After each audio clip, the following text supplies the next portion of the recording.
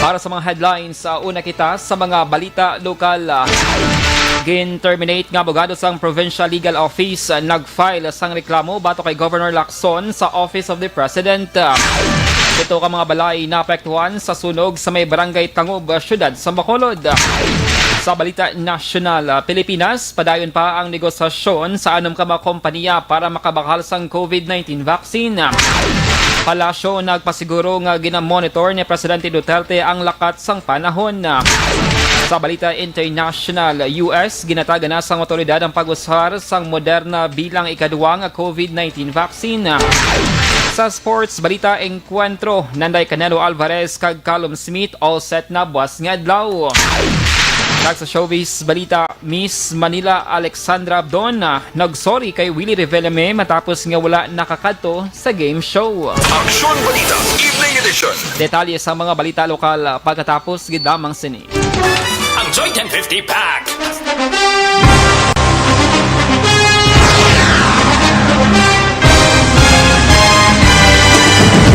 Mga balita nga una nabatian, mga impormasyon nga nakaapekto sa pagpangabuhi sang tanan, drama nga naghatag kabuhi sa istorya sang paglaom, paghigugma kag pagpasimpalan, serbisyo nga makatalandog balatyagon kag nagbunga sang pagsanyon, istasyon sang tanan sa sulod na sang 51 ka tuig, istasyon nga hindi kamupag kalipatan. 7 ka mga kongresista, 1 ka gobernador ang araw sa nagkulist sa pedaya yung pamangkot to nagligad para pamaninga ning nawawagay sa ngalan wala to naman nga maglapit na lang ang eleksyon pagwa. Sakit lang kung kayo nga katapos ang media nga mag-report lang sa senaryo kabisan mahatagan kamo tsansa nga makapalayag sa inyo hibubunot batok sa pulis. Jaya kontra wala niya tsansa mo, nagpasarhag na ang kamera, wala ang ila counterpart sa Senado, nagpabungol-bungol. Kamuda daw pinagusto lang sa kamera, insulto sa Senado. Una sa balita, una sa aksyon, sa Bacolod, Aksyon Radio. Today, DOA is confirming that a 38-year-old female Chinese patient under investigation, or PUI, is positive for the novel coronavirus 2019-10-CoV. I issued an order to Executive Secretary Major Dia clearly laying down the responsibilities of each department in implementing the bayanihan to heal as one. Makabig nga pinakadako nga hangkat nga natubang sang pungsod Pilipinas ang COVID-19 pandemic. Tanan nga sektor ang apektado. Tanan nga kinahanglan sang pagtamod kag nagakaigo nga pagserbisyo. Bisan pa ang industriya sang pagwaragwag nagapangatubang sang kaangay nga pagpanghangkat. Apang Aksyon Radio Bacolod wala nagbiya sa pagpangalagad sa kahanginan sa pihak sang kabudlayan, peligro kag risgo nga dulot sang pandemya.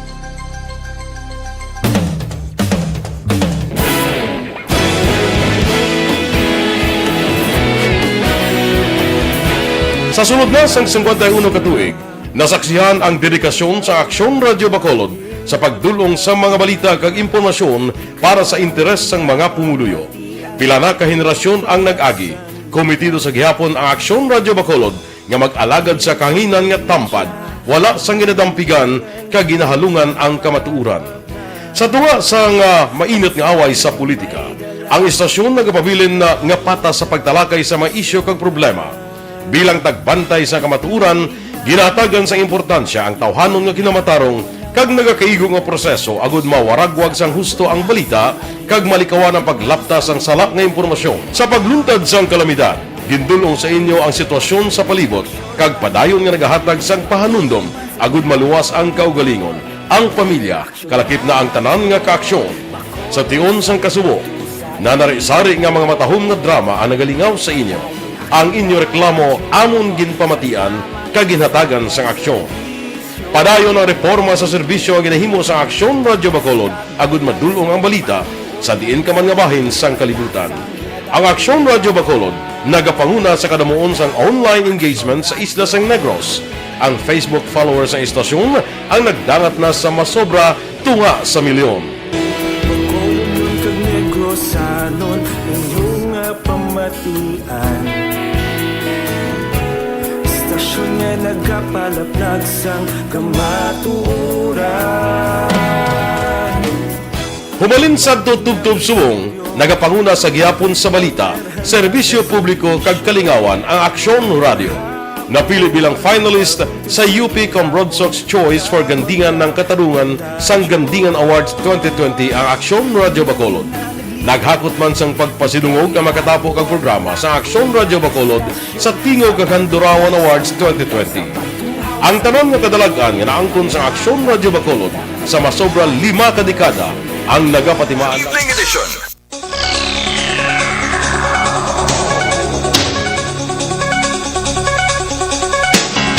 Lasay sa 9 Action Radio Philippines Standard Time ang kakaroon sa litalinasang mga balita lokal. Nagpasaka sang reklamo sa Office of the President ang terminate nga abogado sang Provincial Legal Office sa PLO kasi Attorney Ernie Magaspag bato kay Negros Occidental Governor Bong Lacson. Sa interview sa Action Radio Bacolod, ginpahayag ni Magaspag ngayon nga kaso amo ang abuse of authority, misconduct in office, gross negligence sa dereliction of duty. Sa siyam ka mga pahina nga formal complaint, ginpahayag ni Magaspag nga nagugat ang kaso sa reklamo nga una palambot sa 8888 Citizens Complaint Hotline sang Office of the President sing sa supplier angot sa mahinay nga proseso sang bayad sa mga supply nga ginbakal sang Negros Occidental. Suno kay Magaspag, siya ang gintuginan nga mag-imbestiga sa reklamo bilang Attorney 4 kag Prosecuting Attorney.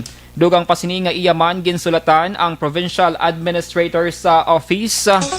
Pagi kay Attorney Ray Frando Diaz II, gamong responsable sa pagbayad sa mga suppliers, apang nagligad lamang ang 4 ka bulan, wala gid maaktuhan. Hulyo 14, tuwag 2020 si Magaspag ang nagpasaka sa reklamo bato kay Diaz sa Office of the Governor, gamo ang Disciplining Authority. Ginpahayag sini nga nakibot na lamang siya nga ginbasura sang PLO ang reklamo kag ginpermahan sang gobernadora.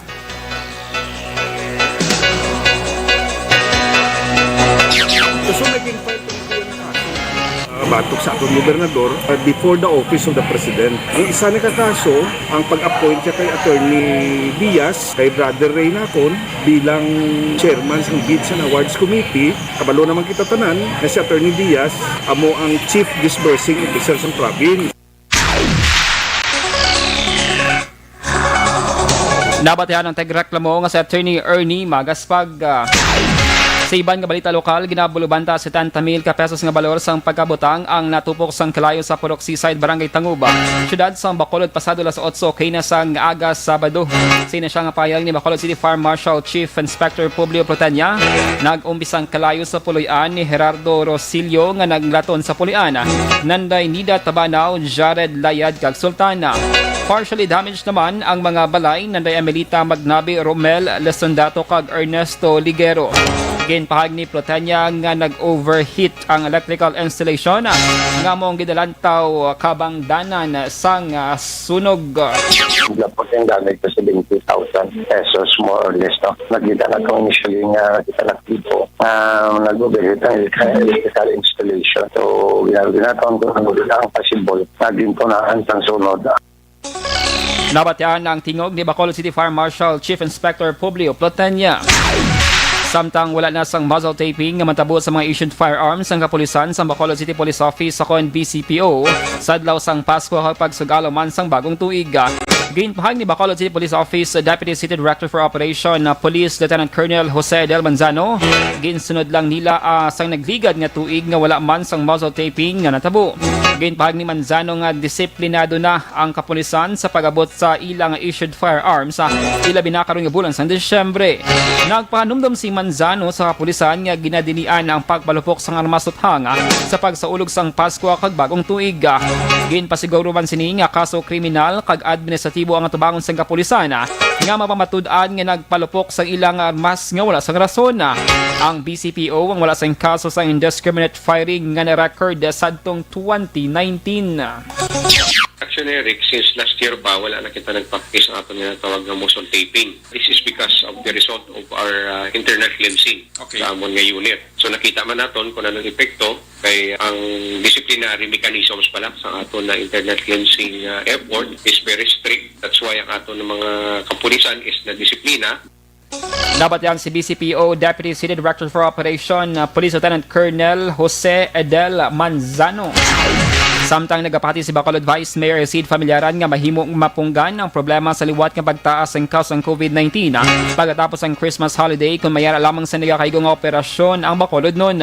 Gayunpahan sa Vice Alcalde Chair sa Bacolod IATF, hindi garantiya ang paglubos ang kaso nga na-record sa Bacolod sining bulan sa Disyembre kung gilayon man nga maghatag sang kumpiyansa ang publiko. Gayunpahan sa opisyal ang pagsunod sa minimum health protocol nga ginapatuman sa gobyerno sa tion sang selebrasyon ang nagapanguna sa gihapon nga pamaagi agud malikawan ang ining problema. Gayunpahan ni Familiaran nga mientras tanto nga wala pa sang available nga COVID-19 vaccine, hindi sa gihapon hilway ang Bacolod noon sa posibilidad nga malatnan sang virus. While celebrating, nasa yung social distancing kumimo natin. That way, ma-prevent natin ang paglapta. Kabay pang naintindihan ko na kasi ang aton quarantine status dependent ni sa aton tanan. Dapat yan si Bacolod Vice Mayor Alcida Familiaran.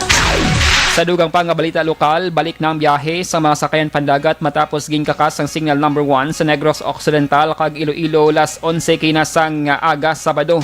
Gayunpahan ni Philippine Coast Guard Negros Occidental Commander Lodovico Labrilla, ginapanugutan na sining makabiyahe ang mga roll-on and roll-off vessels sagang fast craft matapos gingkakas ang pag-asa sa storm signal number 1 ang probinsya sang Negros Occidental, Cebu kag Iloilo.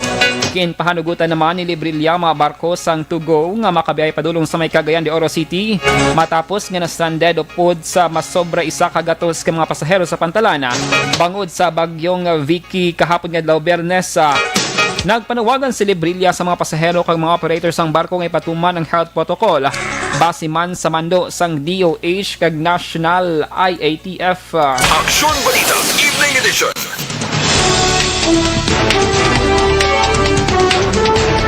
Lasay sa 15 Action Radio Philippines Standard Time DTX 500 capsule mga ka-aksyon na ang DTX 500. Tinatawag nilang new normal ang mga aksyong nakasentro sa pagpapahalaga sa kalusugan. Ginagawa natin ang new normal behaviors na ito ngayon upang makaiwas sa COVID-19. Pero kung tutuusin, marami sa mga hakbang na ito ay mga kaugalian na ating natutunan at dapat ginagawa noon pa man. Makakatulong ang mga ito sa pag-iwas sa anumang sakit. Tulad ng paglilinis ng kamay, tinuro sa atin simula pagkabata na maghugas pagdating sa bahay bago kumain. And good evening sa mga ka-aksyon namon nga live nga naga-monitor sa nagkalilain nga mga social media platforms ang DYEZ Action Radio Bacolod. Merry Christmas mga ka-aksyon na. Today is December 19, 2020, pila na lang kadlaw na bilin 5, pila na lang 6 katulog antes ang adlaw sang Pasko mga ka-aksyon. And this time, i-check natin ang comment section sa aton sining Facebook Live, sa aton sining pagpangalagad karon nga Saturday night para basahon ang inyo sining mga mensahe nga ginbilin sa aton sining comment section. Halin kay Rosalina Arellano Espadero, good evening. Nga naka-tune in na tonight sa aton sining pagpangalagad. Hara naman si Anthony Jones, Javilio Seblano. Good evening, Action Dale. Monitor lang from Barangay Naiwan, Kawayan. Good evening man sa mga ka-energy ta with heart nga emoji. Madamog nga salamat. Si RR Montua Rihinyo, hello Action Dale. Hi, kamusta ikaw? Merry Christmas. And si Trix Reyes, nakatune naman sa aton sa nga pagpangalagad tonight. Good evening man kay Valencia Kenneth, kay Lito Dayap, kay Nemual Lingko Galimba. Nga nagapamati man sa mga local news sa aton sining pagpangalagad. Madamog nga salamat. Sa Elisa Canoy, Sir Alex Montez, Sir Dale, mayang gabi upod nga late sa programa mo. Hehe. Bawang daw first time nga na late sa Sir Alex Montez. How? Thank you, Sir Alex. Ang importante, naka-tune in ka, naka-monitor sang Facebook Live.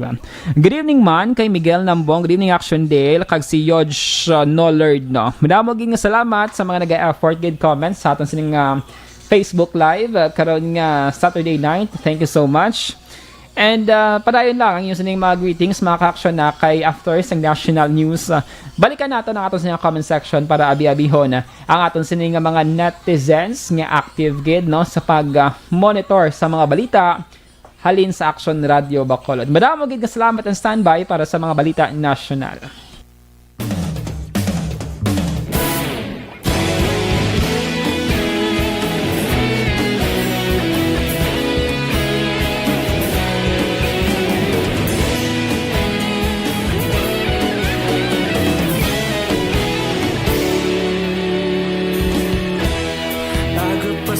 kanwa mabugnaw nga hangin nagadapyan na ikaw na ginapamati alamon ginasandigan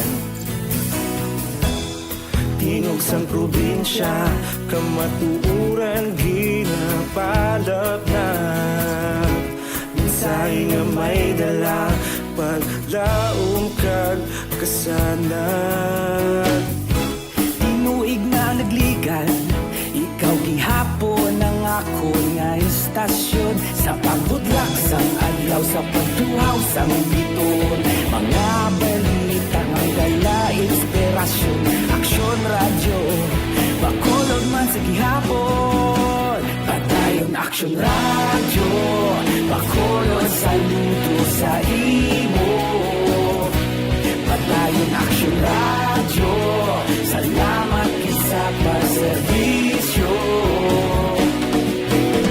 patas kag balanse matuod nga mensahe wala sang hinagang pilihan padayon aksyon radyo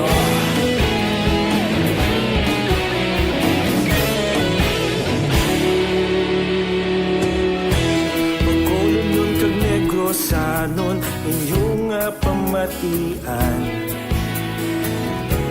Istasyon nga nagapalaplag sang kamaturan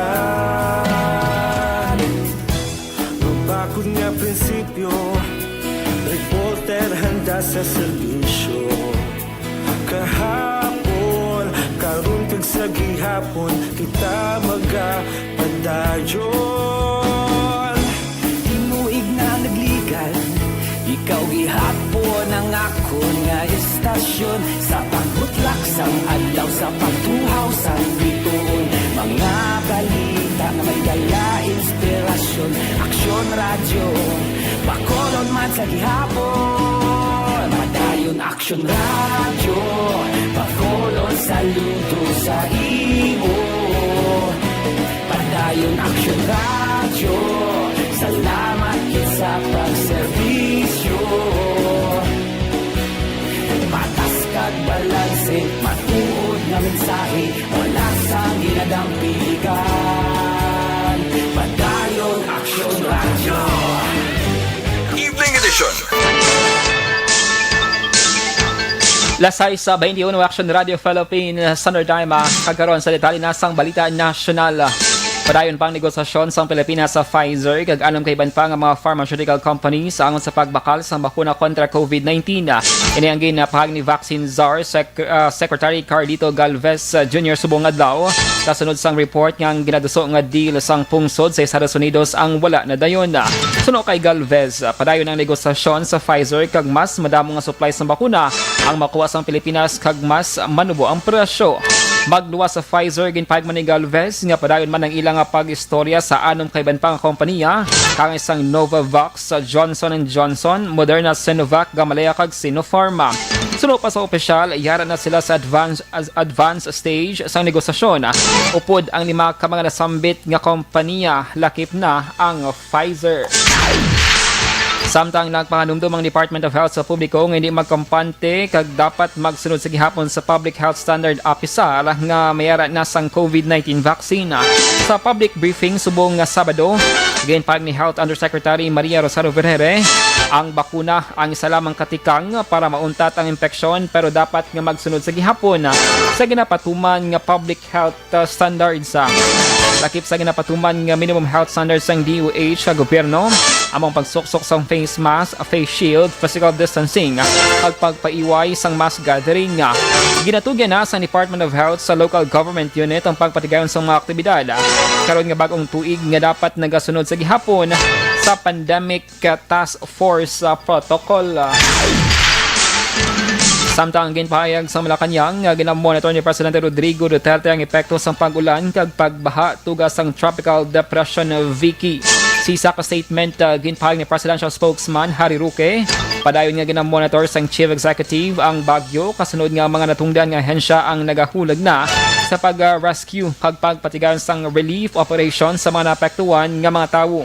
Ang mga residente sa Agusan del Sur ang nanawagan sa social media sang bulig matapos ang pagbaha sa pila ka mga bahin sang probinsya bangod sa malay nga panahon. Naka-eksperyensya man sang pagbaha ang pila ka area sa Mindanao bangod man sa pagbunok sang ulan. Suno kay Ruque as of December 18, ang DSWD Central Office, Field Offices kag National Resource Operations Center ang may stockpiles kag standby funds nga malapit 800 milyones pesos lakip na masobra 230 mil ka mga family food packs. Aksyon Balita, Evening Edition. Lasay sa 24 Action Radio Philippines Standard Time. Detalye sa Balita International Sports ag Entertainment. Pagkatapos, gid lamang sini. Good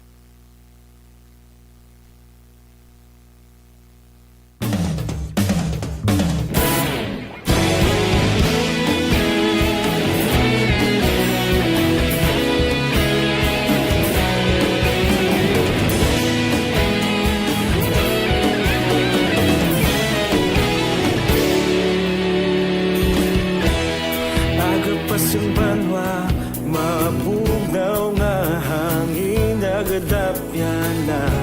Ikaw na ang ginapamatian namon ginasandigan. Tingog sang probinsya, kamatuuran ginapalap na. Minsay nga may dala, paglaom kag kasanag. Inuig na nagligan, ikaw gihapon ang ako nga istasyon. Sa pagbudlak sang adlaw, sa pagtuhaw sang biton. Mga balita nga dala inspirasyon. Aksyon radyo, bakolod man sa gihapon. Padayon Aksyon radyo, bakolod sa luto sa imo. Padayon Aksyon radyo, salamat sa pagserbisyo. Patas kag balanse, patuod nga mensahe, wala sang ginadampingan. Padayon Aksyon radyo.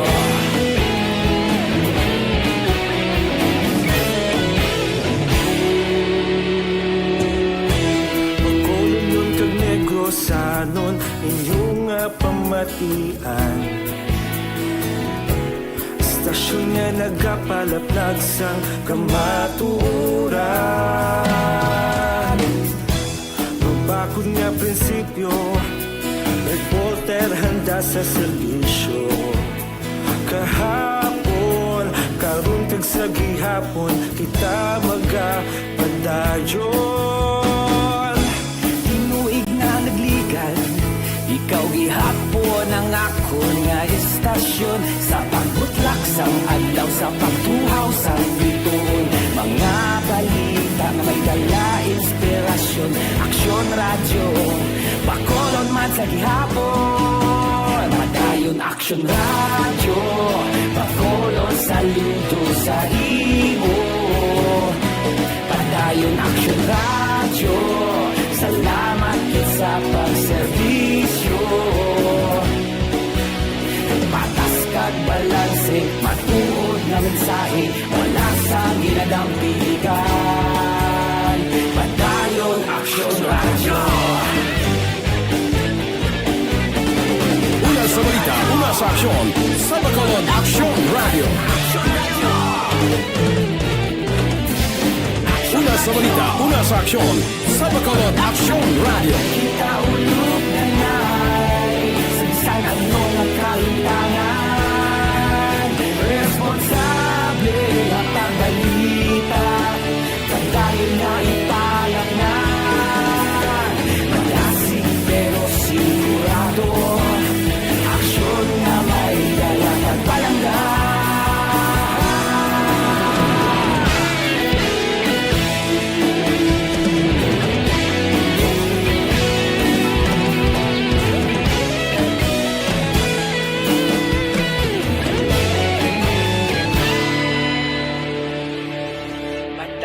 Aksyon radyo, bakolod saludo sa imo. Padayon Aksyon Radio, salamat gid sa pagserbisyo. Padayon Aksyon Radio, Bacolod saludo sa imo. Padayon Aksyon Radio, salamat gid sa pagserbisyo. Patas kag balanse, matuod nga mensahe, malasang ginadampigan. Padayon Aksyon Radio.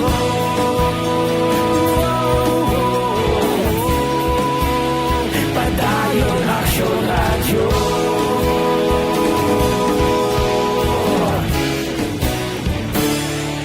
Padayon Aksyon Radio.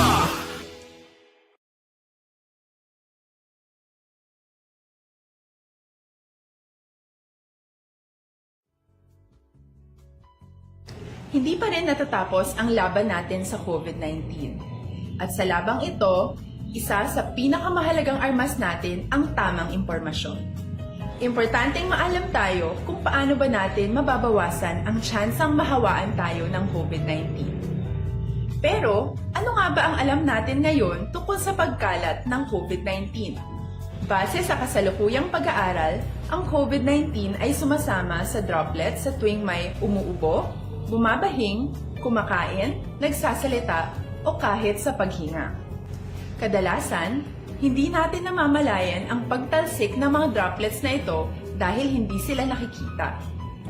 Ano naman ang magagawa natin para maibaba ang exposure natin? Lasay si BD Action Radio Philippines Standard Time kakaroon sa Lithalinasang Balita International. Ginataga na sa otoridad sa Estados Unidos ang Moderna COVID-19 vaccine para sa emergency use para sa 6 million doses sa ikaduwang bakuna nga iga-ship sa pungsod nga lubos nga naapektuhan sa pandemic.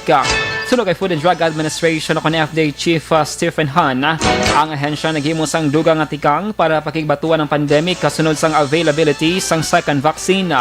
Ginpanginbulahan man ni President Donald Trump pagi sa Twitter bangod available na ang Moderna nga bakuna.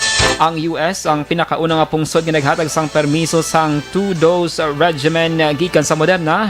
Ang unang bakuna ginusar sang US amo ang Pfizer. Aksyon Balita, Evening Edition.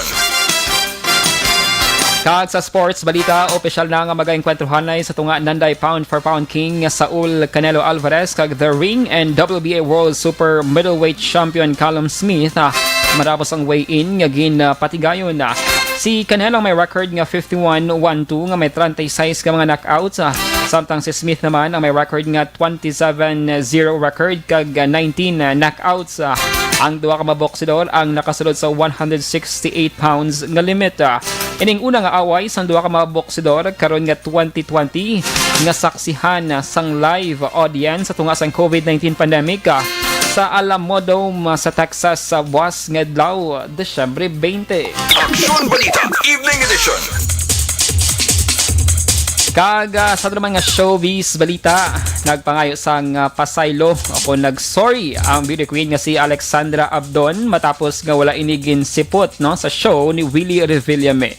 Si Alexandra ang nag-intra kag tiglawas ang Miss Universe Philippines Manila nga nag-trending bangon sa iyang personalidad. Sa pinakauling nga episode sang show, si Alexandra ang personal nga nagpasangayo sang pasaylo sa TV host. Ginpahag sa beauty queen nga mayroon isang prior commitment sa Tagaytay. Rason nga napaslawan nga makakadto sa insakto nga oras sa show sang TV host. Aksyon Balita, Evening Edition.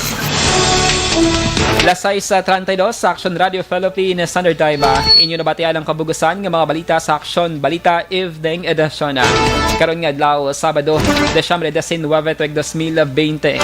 Salawat ako ang inyong atag balita Aksyon Dale Salazar. Una sa balita, una sa Aksyon sa Bacolod Aksyon Radio.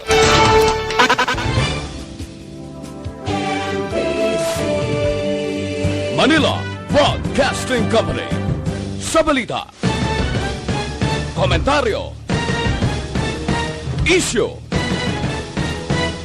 serbisyo publiko. Aksyon Radio. Sa Bacolod, Aksyon Radio. Aksyon Radio.